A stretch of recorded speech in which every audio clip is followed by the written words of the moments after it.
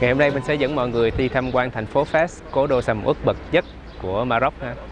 Ở diễn tập trước thì Vinh đã giới thiệu thủ đô Rabat rồi, là thủ đô hiện tại. Còn nơi đây đã từng là thủ đô cũ trước khi Rabat. Đặc biệt hơn những cái thành phố khác thì Fez sẽ được chia làm 3 khu nha. Mọi người nhớ sẽ có Medina là phố cổ, và ở đây là mình có thể xem như là cung điện của nhà vua. Ở bên trong có một cái thành phố nhỏ chỉ được sử dụng bởi nhà vua thôi. Bên trong thì rất là rộng lớn, có cả sân golf, bảo tàng và thư viện. Nhưng mà rất tiếc là ngày hôm nay mình không có được vào bên trong, mình chỉ được chụp hình check-in ở ngoài này thôi. Và khu vực thứ ba mình muốn nói với các bạn là khu thành phố mới được xây dựng bởi người Pháp từ thế kỷ thứ 13. Thì khu đó sẽ dành cho những người mình làm việc, và những cái building một cái thành phố mới hoàn toàn so với lại cái văn hóa cũ và cổ ở đây của người Maroc. Giờ thì mình đi chụp hình phía bên ngoài thôi ha. Ở bên ngoài thành thì mình thấy được có 7 cánh cửa. Mọi người có biết tại sao là con số 7 không? Bởi vì đối với người Maroc thì số 5 và số 7 là những con số may mắn. Và đặc biệt là số 7 sẽ là tượng trưng cho 7 cánh cửa của thiên đàng. Mình đếm 1, 2, 3, 4, 5, 6, 7, đúng 7 cánh cửa. Ở ngoài thì được trang trí rất là đẹp luôn. Tất cả cái này đều được làm thủ công bằng tay hết. Mọi người thấy cái này rất là đẹp đúng không? Từng miếng gạch hoa nhỏ thì họ ráp thủ công bằng tay. Mình có thể tưởng tượng được cái độ kỳ công như thế nào khi mà từng chút một mà làm thành nguyên một cái thành to như thế này. Cái gạch trang trí này là Vinh mê nhất từ nhỏ tới lớn. Ở đây thì cánh cửa này là gỗ và được ốp đồng ở ngoài ha. Mỗi năm thì họ sẽ dùng nước chanh để mà đánh bóng lên. Và đố các bạn, ngoài nước chanh, nếu mình muốn đánh bóng cái này thì mình dùng cái gì? Nhớ comment ở dưới. Từ cung điện nhà vua mình đi xuống tới khu này là Jewish Quarter, là khu của người Do Thái. Mình nghĩ nhà vua hồi xưa rất là thông minh. Vào thời kỳ hưng thịnh nhất là thế kỷ thứ 15, nhà vua đã cung cấp đất đai và gây dựng một mối quan hệ tốt với người Do Thái để họ đến đây sinh sống và làm việc, cũng như là làm ăn kinh doanh. Rất là sầm uất. Mình có thể thấy những cái căn nhà ở trên khu phố cổ này rất là khác biệt với cái kiến trúc của Maroc hiện tại. Những cái nhà này có cái ban công phía trên, họ sẽ buôn bán ở phía dưới, có phần ban công phía trên. Theo như anh tourist guide ở đây kể với Vinh, đó là người phụ nữ Do Thái họ rất là xinh đẹp và thông minh, và họ thích thoải mái show off ra, cho nên là cái tầng trên họ sẽ sinh sống và quản lý công việc làm ăn ở dưới của người đàn ông. Rất là khác biệt so với văn hóa của người Maroc ha. Phụ nữ Maroc thì thường sẽ ẩn mình và rất là khép nép kín đáo hơn. Đó là cái sự khác biệt. Và cái nhà của người Maroc hiện tại hoàn toàn không bao giờ có ban công hết. Nếu mà các bạn có dịp đến đây các bạn sẽ thấy. Cho nên khu này là của người Do Thái, mình có thể thấy được nó vẫn còn lại tới ngày nay.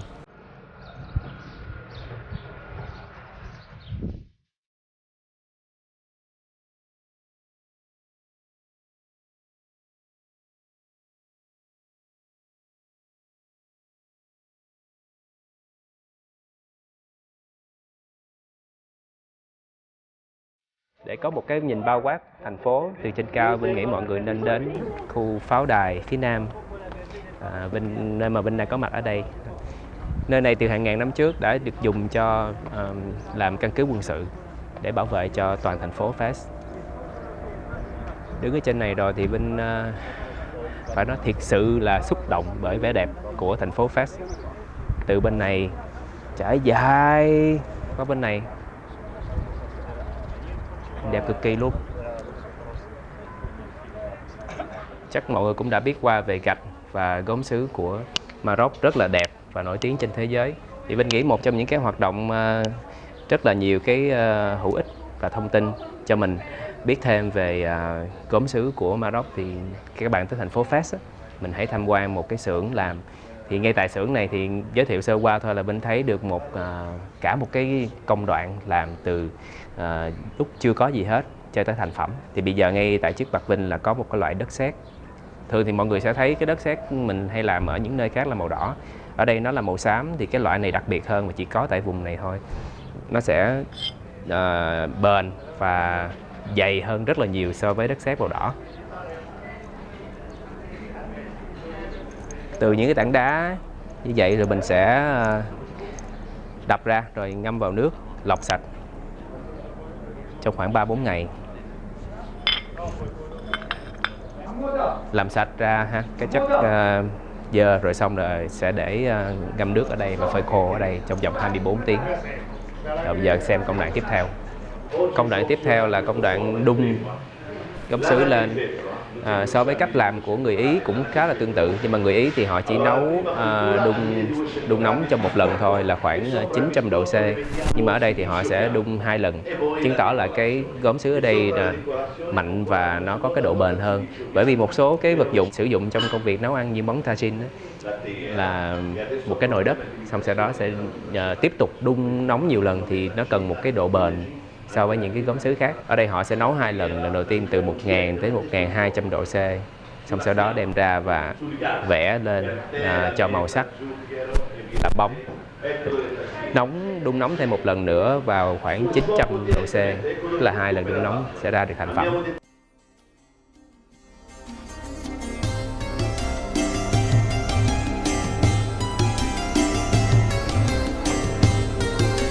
Tiếp theo thì vào trong phòng này mình sẽ xem được công đoạn người ta nhào nặn đất sét, làm ra những cái thành phẩm rất là đẹp.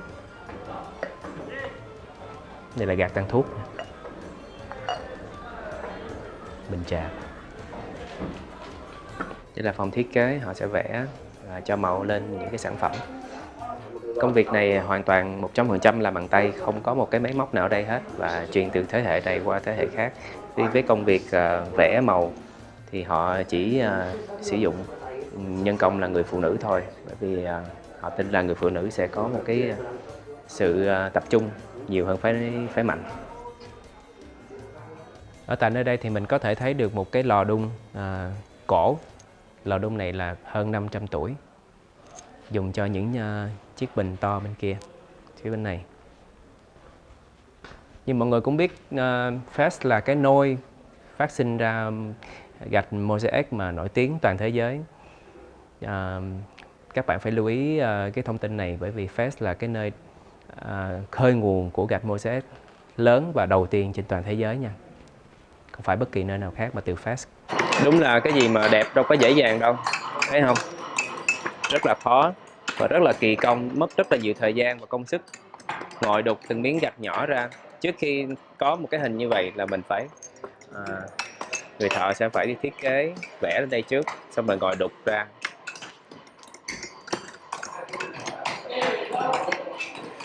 Rồi giờ Vinh mê và Vinh nghĩ là không có cực đến vậy mà quá cực luôn, khủng khiếp. Thank you.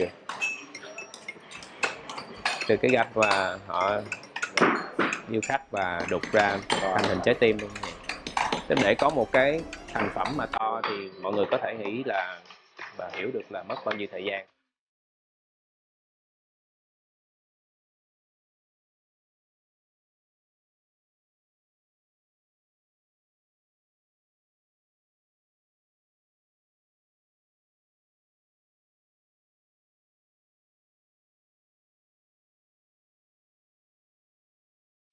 Thực sự là tham quan xưởng xong Vinh mới thấy là để làm thành một cái thành phẩm là một cái kỳ công kinh khủng. Không thể nào trong đời Vinh mà Vinh có thể hiểu được là làm ra được sản phẩm gạch mosaic là khó như thế nào. Giống như viên gạch này mình thấy đằng trước là có màu sắc và hình trái tim ha.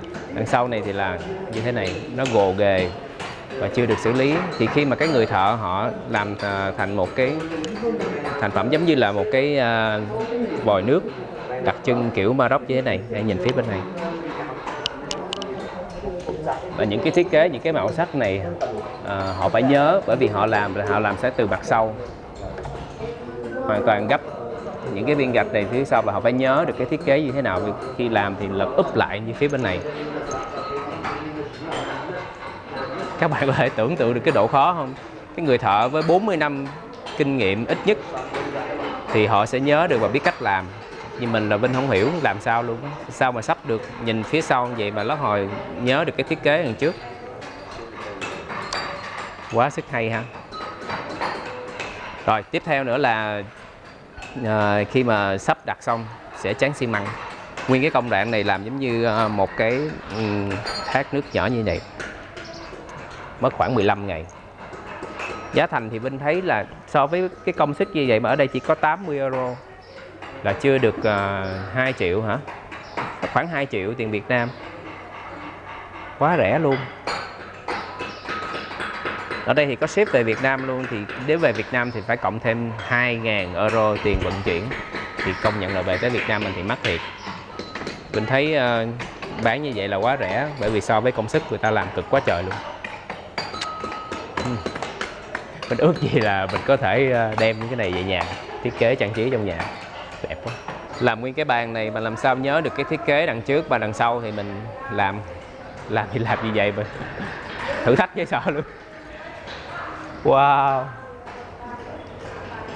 Mỗi một cái màu vậy nè nha là mình phải đục đẽo rồi amazing. 5,000 pieces.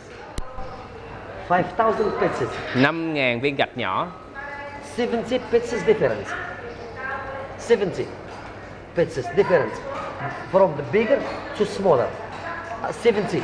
70 loại gạch hình dáng khác nhau.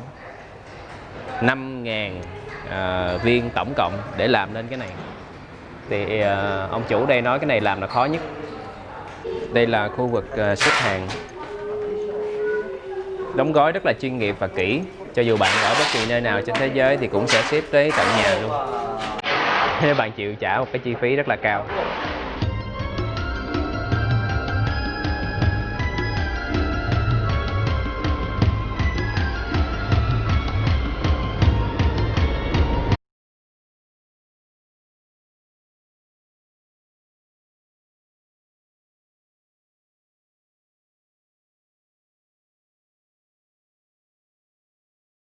Mừng quá mọi người ơi, bây giờ Vinh đã được vào phố cổ rồi. Vinh mới thấy được shopping và con người ta. Bữa giờ mình đi ở ngoài thì rất thấy ít người ha. Đặc biệt là trong những cái khu phố cổ chợ như thế này, mình sẽ thấy được người ta buôn bán rất là tấp nập. Và người dân sinh hoạt khá là đông vui. Đi vô trong này là thấy năng lượng rần rần trở lại. Khu Medina thì rất là lớn ha, hay được gọi là phố cổ, là nơi mà người dân bản xứ họ sinh hoạt về mọi mặt, về chợ nè, đi học, rồi gia đình, hàng xóm các kiểu, tất cả đều ở trong khu Medina hết.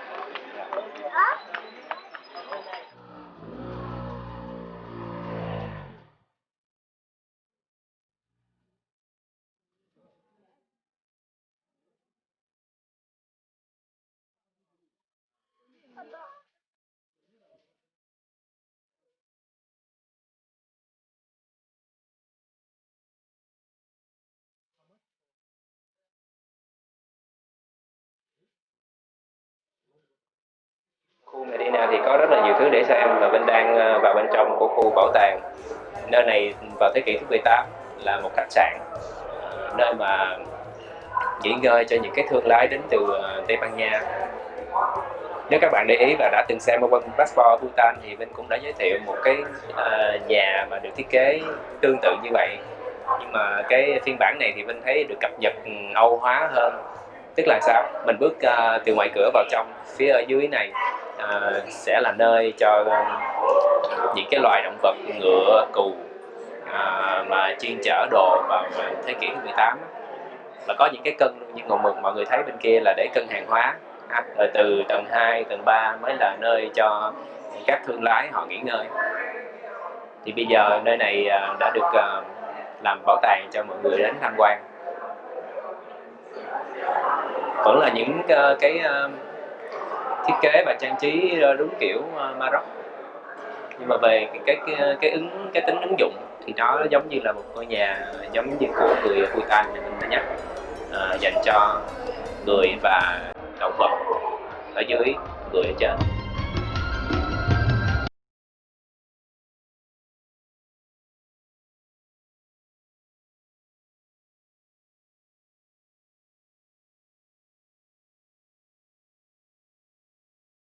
Ở đây là mình đã tới được cái nơi làm da nổi tiếng nhất ở Fes và nổi tiếng nhất ở Maroc luôn. Trên tay Vinh đang cầm một mẫu da đã được nhuộm và làm màu rồi, đây là da bê. Và mọi người có thể nhìn thấy những cái xưởng nhuộm màu da ở dưới kia ha, dùng cho giỏ xách và áo da. các vật dụng mà mình sử dụng da nè. Lần đầu tiên mình mới thấy luôn á. Mình có thể thấy các người tourist sẽ đứng từ trên kia để có cái toàn cảnh, có cái nhìn toàn cảnh phía dưới này. Và tất cả các nguyên liệu dùng để làm màu đều là những cái nguyên liệu từ tự nhiên hết, như là lá cây, hoa ha, là để ra những cái màu sắc, không có chất hóa học. Khi mình tới đây tham quan mình sẽ được đưa cho chút lá mint như thế này, bởi vì thật sự đứng ngay bên trong này mình có thể nghe cái mùi hơi khó chịu là từ cái mùi da động vật ở phía dưới kia ha. Có cái này vô thì đỡ hơn.